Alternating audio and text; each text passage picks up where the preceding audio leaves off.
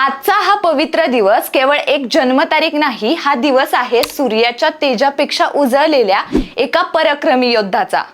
आज फाल्गुन कृष्ण पक्ष त्रयोदशी हा तो दिवस ज्या दिवशी महाराष्ट्राच्या पवित्र भूमीत एक तेजस्वी, स्वाभिमानी आणि अद्वितीय योद्धाचा जन्म झाला।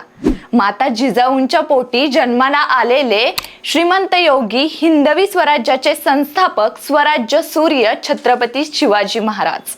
छत्रपती शिवाजी महाराज हे एक फक्त नाव नव्हे, तर ती एक ज्वाज्वल्य ज्वाला आहे, ज्याने स्वराज्याचे स्वप्न पाहिले आणि ते सत्यात उतरवले।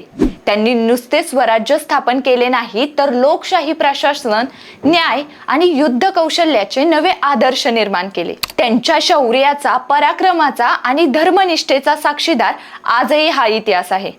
आजच्या या पवित्र दिवशी आपण एक संकल्प करूया, शिवरायांची शिकवण आपल्या जीवनातही तेवढ्याच निष्ठेने पाळण्याचा, अन्यायाविरुद्ध उभे राहण्याचा आणि प्रजेच्या भल्यासाठी कार्य करण्याचा आणि स्वाभिमानाने, आत्मसन्मानाने जगण्याचा।